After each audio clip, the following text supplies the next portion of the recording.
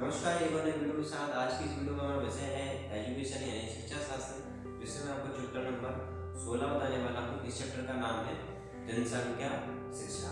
मतलब जनसंख्या के बारे में जानना है और इसमें आपको क्वेश्चन से बताऊंगा, उसमें आपको एक्सप्लेन करता जाऊंगा इस चैप्टर के बारे में क्या पूछा गया है। और क्वेश्चन से ही आते हैं अपने मोस्टली अपने एग्जाम में, ठीक है। चैप्टर तो आता नहीं है, तो जो हम समझते हैं, जो मेन टॉपिक होता है वही क्वेश्चन बन जाते हैं। चलिए फिर जानते हैं इस वीडियो में। चलिए वीडियो स्टार्ट करते हैं।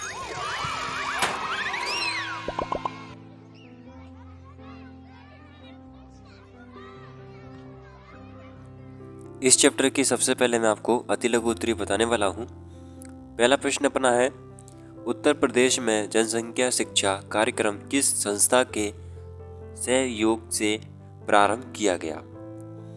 तो जनसंख्या को शिक्षित करने के लिए सरकार द्वारा एनसीईआरटी राष्ट्रीय शैक्षिक अनुसंधान एवं प्रशिक्षण और जनगणना विभाग द्वारा जनसंख्या शिक्षा कार्यक्रम प्रारंभ किया गया। ठीक है, तो ये इसका अपना फुल फॉर्म भी हो गया इसी का, एनसीईआरटी का, और ज़्यादातर इसी की बुक चल रही हैं अभी। ठीक है, और जिससे मैं आपको ये जो नोट्स बना पा रहा हूँ ये भी इसी बुक से बने हुए हैं। दूसरा प्रश्न है, अपने देश में जनसंख्या संबंधी आंकड़ों को राष्ट्रीय स्तर पर संकलित करने का कार्य किस संस्था के द्वारा किया जाता है? उत्तर में भारत सरकार का जनगणना विभाग प्रति 10 वर्ष में जनसंख्या से संबंधित आंकड़ों का रिकॉर्ड तैयार करती है। इसमें कई प्रश्नों को जोड़ा जाता है जिससे देश में स्थित जनसंख्या के जातिगत और सामान्य आंकड़े प्राप्त होते हैं। तो प्रत्येक 10 वर्ष में एक बार जनसंख्या की गणना की जाती है। अगला प्रश्न है, हमारे देश में स्वास्थ्य बीमा योजना का प्रावधान किस वर्ग के लोगों के लिए किया जाता है? स्वास्थ्य बीमा का मतलब ये होता है, जैसे अपना स्वास्थ्य जैसे खराब चल रहा हो तो उसमें आप बीमा कर सकते हैं। जैसे कुछ तबीयत अपनी जो है खराब हो जाती है तो उसमें अपनों हेल्प मिल जाती है सरकार द्वारा। ठीक है, एक प्रकार से। तो देखिए, हमारे देश में जो गरीबी रेखा से नीचे जीवन यापन कर रहे हैं या फिर जिनके परिवार के आकार छोटे हैं, ऐसे परिवार के लिए स्वास्थ्य बीमा योजना प्रारंभ की गई। वर्तमान में संचालित आयुष्मान योजना इसी पर आधारित है। अगला प्रश्न है, जनसंख्या के संरचना से आप क्या समझते हैं? तो जनसंख्या की संरचना से तात्पर्य है कि किसी क्षेत्र राज्य में स्थित महिला पुरुष एवं बच्चों की संख्या से है।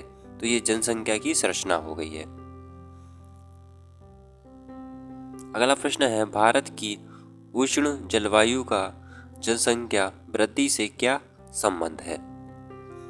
तो भारत की उष्ण जलवायु के कारण बालिकाओं में प्रजनन काल का प्रारंभ जल्दी होता है तथा जल्दी विवाह कर दिया जाता है, जिससे 18 वर्ष की उम्र होते होते वे 2-3 बच्चों की मां बन जाती हैं।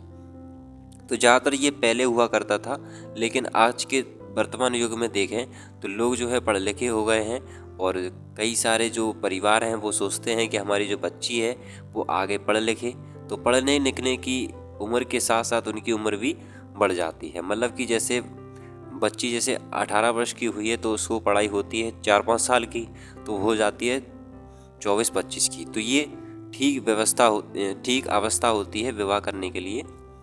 ठीक है, तो पहले हुआ करता था, आप सुनते होंगे कि दादा परदादा की जो है 4-5 कई 10 बच्चे, 9 बच्चे, 8 बच्चे इस प्रकार से हुआ करते थे।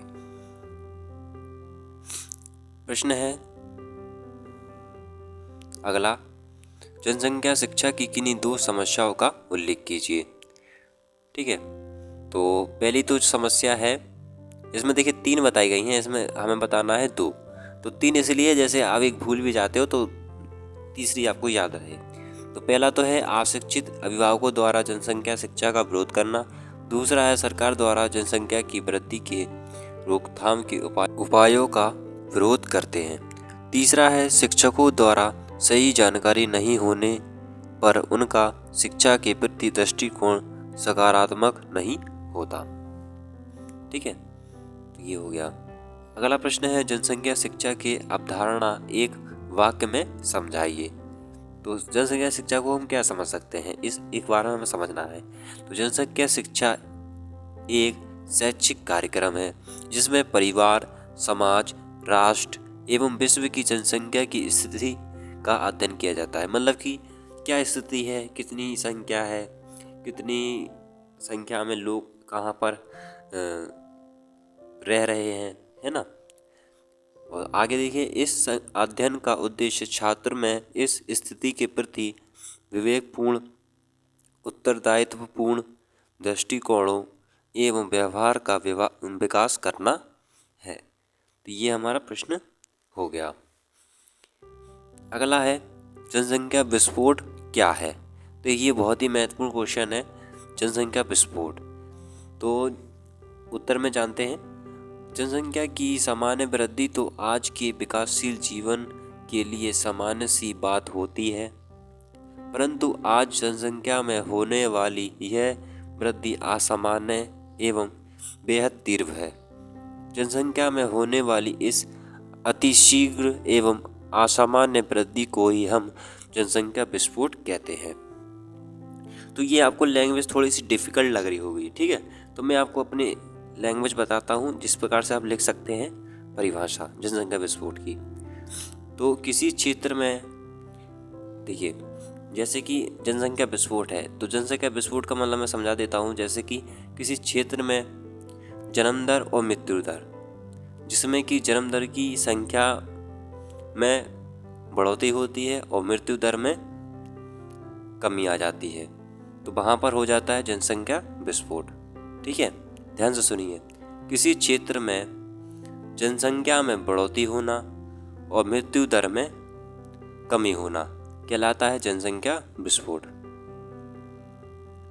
अगला प्रश्न है जनसंख्या वृद्धि के दो प्रमुख कारणों पर प्रकाश डालिए।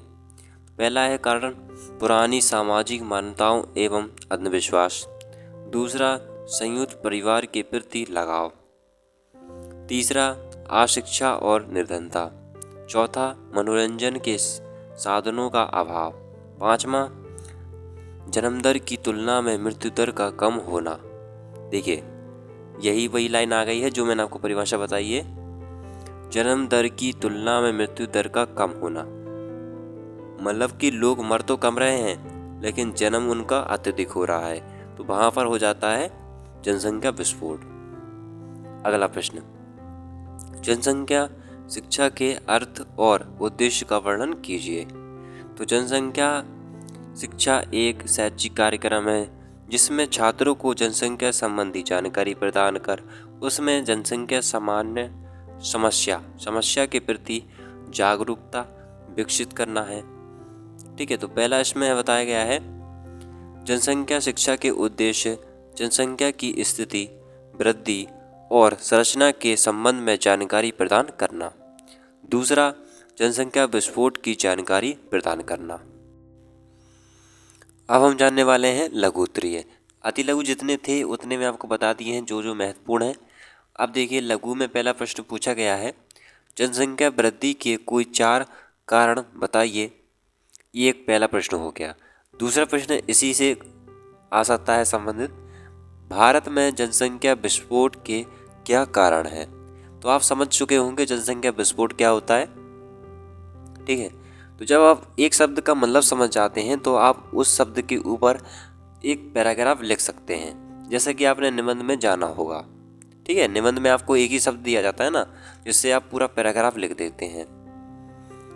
अब देखिए उत्तर में क्या होगा, जनसंख्या वृद्धि किसी देश के सम्मुख सबसे बड़ी चुनौती है, क्योंकि किसी भी देश के विकास में जनसंख्या महत्वपूर्ण भूमिका निभाती है। जनसंख्या वृद्धि को निम्न कारणों के आधार पर समझा जा सकता है। ठीक है, पहला है बाल विवाह, दूसरा है बहुपत्नी विवाह, तीसरा है संयुक्त परिवार प्रथा, चौथा है अशिक्षा, पांचवा है धार्मिक मान्यता एवं निर्धनता और छठवां है वंश वृद्धि की मान्यता। ये लिखा है यहाँ पर। तो पहला हेडिंग डालेंगे हम बाल विवाह।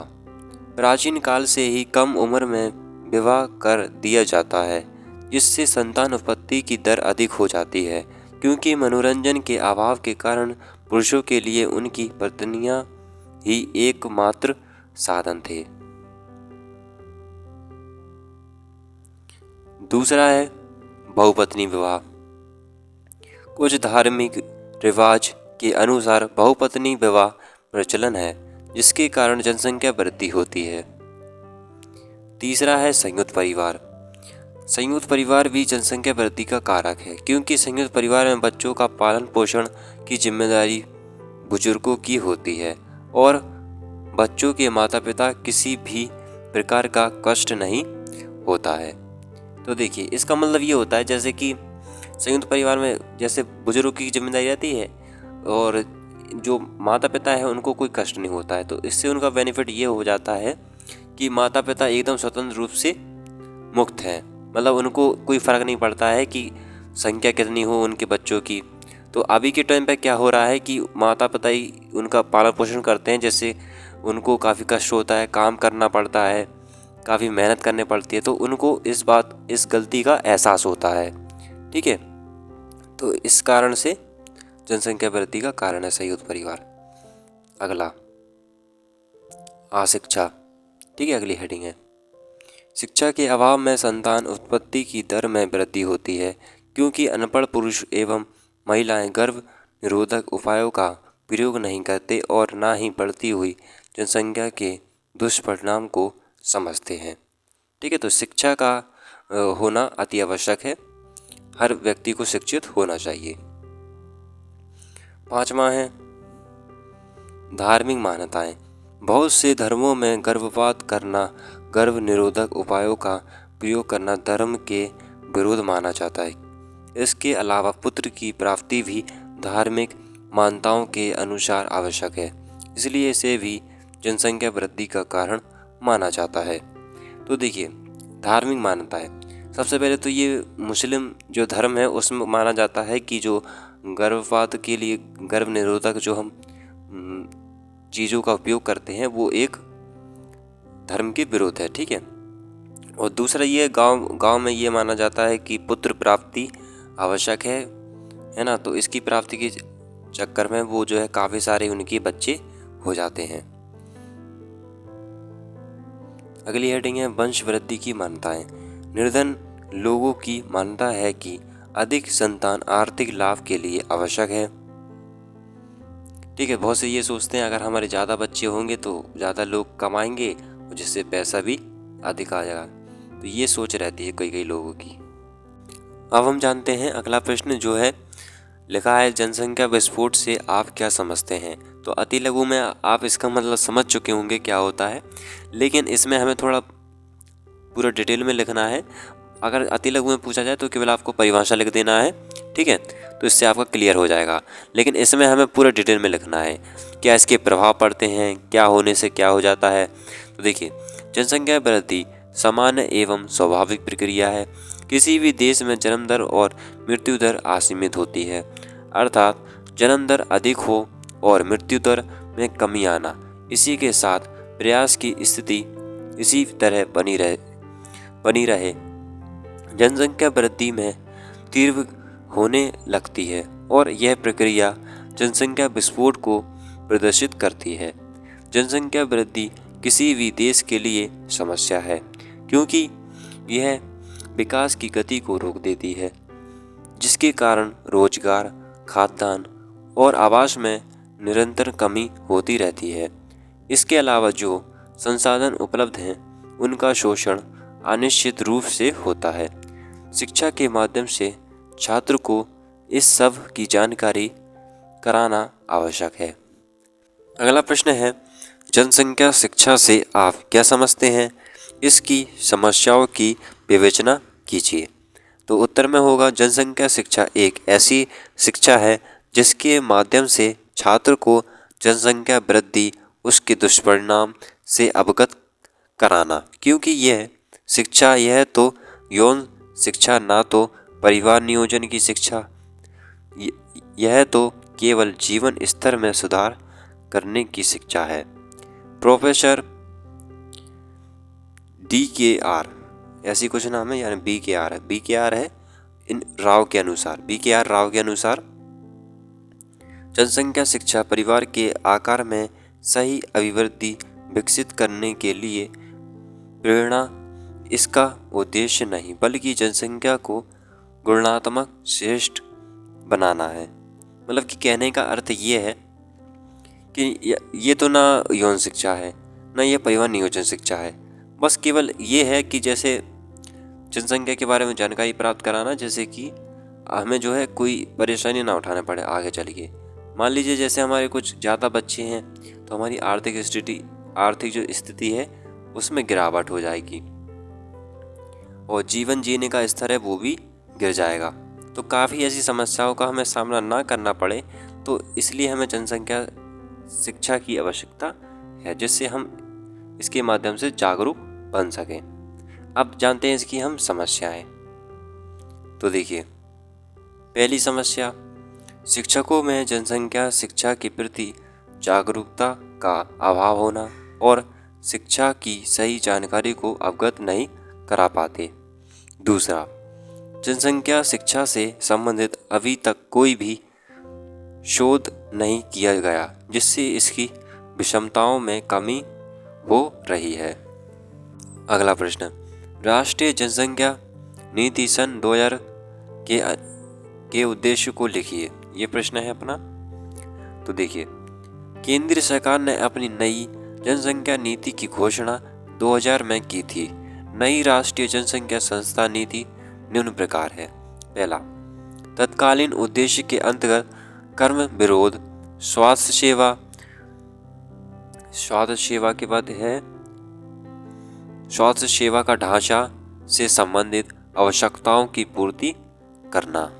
दूसरी हेडिंग है प्रजनन दर, मतलब दूसरा पॉइंट बताया गया है, प्रजनन दर को एक पीढ़ी के बराबर दूसरी पीढ़ी की जनसंख्या स्तर पर रखने पर लाना। मतलब कि जैसे कि कहा जाता है कि हमारे 5 बच्चे थे तो तुमको भी 5 बच्चे होना चाहिए, तो इस प्रकार की भावना रखना। इसके अंतर्गत हम 2 हमारे 2 का लक्ष्य का होना। तो ये सरकार ने योजना हो गई एक प्रकार से, या उद्देश्य हो गया सरकार का कि हम 2 हमारे 2। तीसरा, 2045 तक जनसंख्या की स्थिति करना, इससे आर्थिक वृद्धि, समाज विकास करना, पर्यावरण समाज आवश्यकता को पूर्ण किया जा सके। तो ये भविष्य तक की बताया गया है, भविष्य तक का, कि भविष्य तक हम जो है अगर इस प्रकार से चलते रहें तो काफ़ी इसमें स्थिति ठीक रहेगी, संतुलन बना रहेगा। चौथा है, पंचायत एवं जिला परिषद को जनसंख्या नियंत्रण प्रेरित करना। जो पंचायत है, जो जिला परिषद है, सरकार द्वारा नियुक्त एक प्रतिनिधि हैं, उनको ये बताना, उनके द्वारा लोगों को बताना कि जनसंख्या के बारे में जागरूक कराना एक प्रकार से, ठीक है, इस पर नियंत्रण रखना। 5वां है बाल विवाह अधिनियम एवं परस्पूर्ण निम्न परिषद लिंग अधिनियम को कठोरता से पालन करना। इस पॉइंट में हमने जाना कि जो बाल विवाह है वह ज़्यादातर चलता है गाँवों में। तो जो गाँव में बाल विवाह होता था तो उनके कारण भी जनसंख्या का प्रभाव अत्यधिक पड़ता था, ठीक है। बाल विवाह होने के कारण जो पुरुष होता था वो अधिकतर मनोरंजन का एक साधन मानता था महिलाओं को। और इसमें देखिए और ही बताया है, लिंग अधिनियम को कठोरता से पालन करना और निम्न परिषद, मतलब ये सब कारण हुआ करते थे जो जनसंख्या के प्रभाव को और ज़्यादा बढ़ाया करते थे। अगला पॉइंट है गरीबी रेखा के नीचे जीवन यापन रेखा, स्वास्थ्य, परिवार का प्रकरण आदि, ठीक है। तो ये हो जाता है जैसे कि अगर कोई गरीबी परिवार है, उसके में जैसे ज़्यादा बच्चे हैं तो ज़्यादा बच्चे होने के कारण वह पालन पोषण ठीक प्रकार से नहीं कर पाता है ना। तो ये सारी चीज़ें आ जाती हैं। तो उसके बाद देखिए यहाँ पर जो लिखा हुआ है कि जनसंख्या शिक्षा का अर्थ स्पष्ट कीजिए। तो ये 5वां प्रश्न है, लेकिन यहाँ पर फिर से दोहराया गया है, तो इसका जो उत्तर है वो तीसरा है। देखिए यहाँ पे मैं आपको बता देता हूँ, ये ठीक है, यहाँ पे ये लिखा है ना, जनसंख्या शिक्षा से आप क्या समझते हैं। तो इसकी विवेचना और समस्या, तो आपको समस्या नहीं लिखना है, केवल आपको बता देना है जनसंख्या क्या है। इसी के साथ ये हमारा चैप्टर भी खत्म होता है, जैसे मैं आपको बहुत ही महत्वपूर्ण क्वेश्चन से बताए हैं। वीडियो अच्छी लगी तो लाइक कर देना और साथ ही चैनल को सब्सक्राइब कर देना, ताकि आपको ऐसी वीडियो की सबसे पहले नोटिफिकेशन मिलती रहे।